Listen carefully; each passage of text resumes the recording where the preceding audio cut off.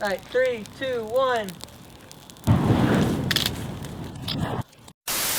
Before we get started, I really want to preface this video by saying everything that you're about to see was done in a controlled, safe environment where nobody or nothing was in way of serious harm or danger. Everyone was completely safe. We took all the necessary precautions and we had professionals on location. Just wanting to clarify in case anyone had any concerns about safety or any other thing, all the necessary precautions were taken. Again, we had professionals on set and everything that you're about to see was done in a controlled environment.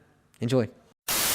Out of all the super sick and monumentous things you can do in photography, planning and executing your dream conceptual shoot has to be one of the most gratifying things that you can do. You know, it's kind of like when you're at Chipotle and you make it through the entire line without asking them to repeat yourself, or when your mom decides to reclaim you after you dropped out of college to screenshot NFTs. Kind of like I did. Sorry, Mom. In this video, I'm going to show my entire process of how I pull off one of these dream conceptual shoots, from pre-production to finding models and locations and props to live BTS, of showing you exactly how I did everything and how I pulled off what you saw at the beginning of this video. My hope is that by the end of this video that you'll have the information and inspiration necessary to pull one of these off yourself.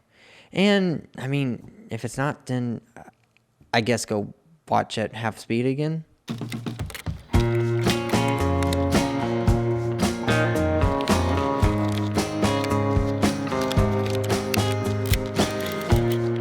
The first thing is dreaming up your idea. Dreaming up your idea is something that's very personal and unique to everyone, including myself. I can't really show you what to do, but I can show you what I do. My process is pretty simple. I usually find my ideas from either reading books, listening to music, or movies, or photo books as well. Usually from one of those, an idea will manifest itself, and then I have to immediately run to my fiance and tell her that I have an idea, and then I have to make a mediocre YouTube video about it. Now, for my idea, I decided that I wanted to explore the phases that come after post-separation. And what I mean by that is when we break up with someone or end a relationship or a friendship, or someone just exits your life in general, we all tend to go through the same phases of isolation where we don't talk to anyone and we kind of just hang out by ourselves. And then we go in through this stage of kind of starting to accept the idea of that person back in our lives again, or start flirting with the idea of them being back in our lives. And then the third phase is reignition, where we kind of reintroduce ourselves to that person and kind of reignite what was once there.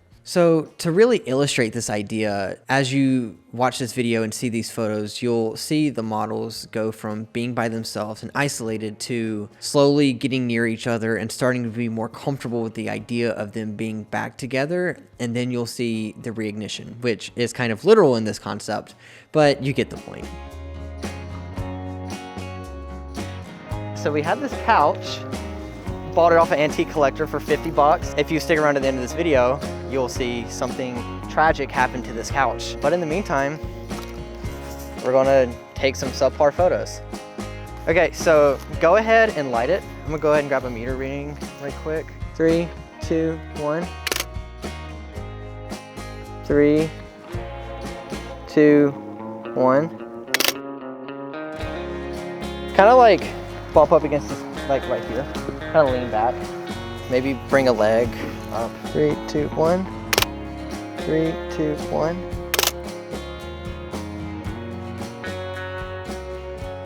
So this couch kind of just symbolizes for me, as it's out here just kind of out in the middle of nowhere by itself, and it's just a singular person sitting on this couch. It really just kind of amplifies and isolates the subject. So we really get to focus on what they're expressing, what they're doing, just further telling the story of what this person might be going through. Wow, that's so corny. I don't know if this 105 is doing it for me. 3, 2, 1.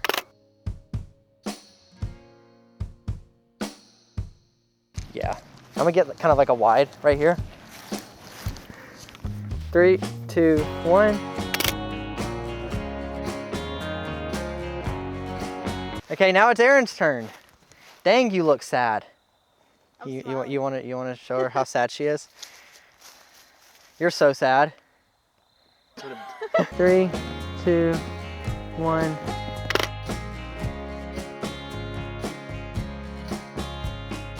3, 2, 1.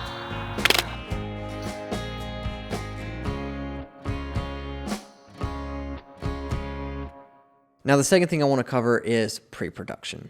Pre-production is a term that usually filmmakers use, but I kind of use it just to sound like I know what I'm talking about. The most important things for me to do during pre-production is nail down models, location, and then figure out all the details that I need in order to make this shoot happen and lay it all out on a board, just so that everyone is on the same page and you have all of your thoughts collected and written down and all in one place. The best solution I found for this is Milanote. Milanote is not sponsoring me nor this video. I just really love the platform, and they make it super easy for organizing a shoot, getting a mood board together, and then sharing that with other people so that everyone is on the same page. As you can see here, I have the name of the shoot, the models, the location, the addresses, and then I have my mood board here, which have all the images and color palettes that I take inspiration from to make this shoot happen, and how I kind of want my photos to be influenced.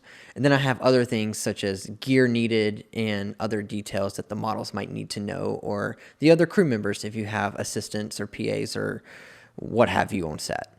All right, we're gonna push this to stop. We're gonna shoot this at 800. We are losing light fast. All right. 3, 2, 1.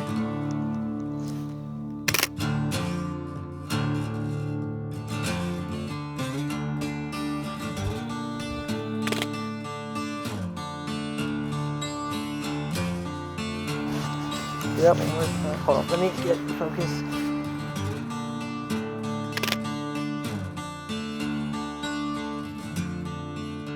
Actually, lean back a little bit. And then, yeah, kind of like that. 3, 2, 1. This looks great. Would like the lighter? 3, 2, 1. His butt looks so good. Look at it.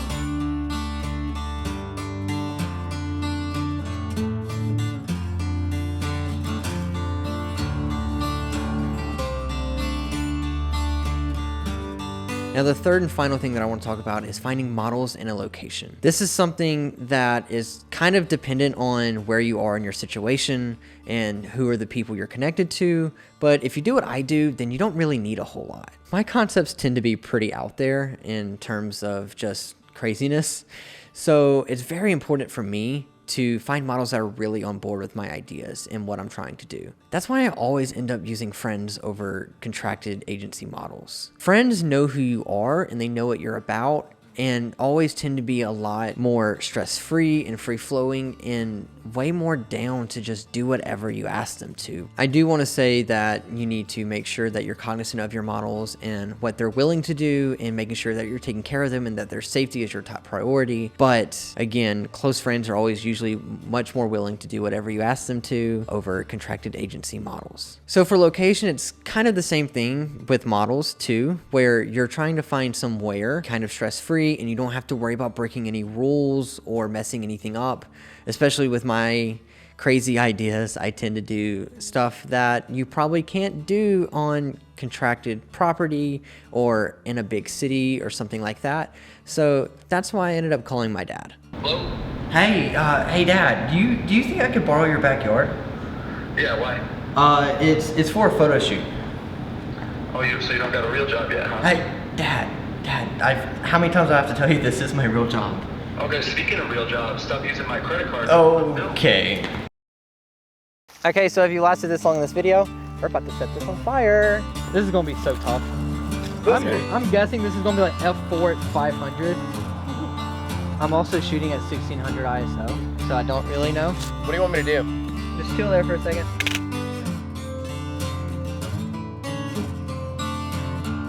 Yeah, alright.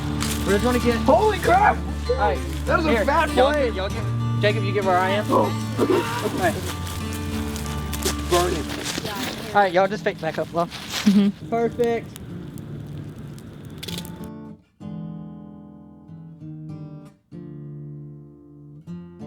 A little bit closer together. Yeah.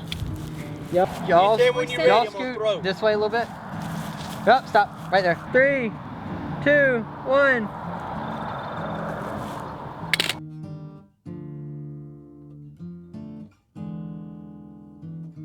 3, 2, 1.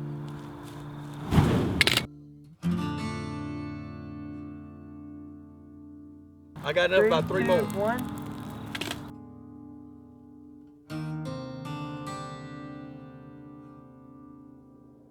Y'all go back to back. Look at you or where? Look out. 3, 2, 1.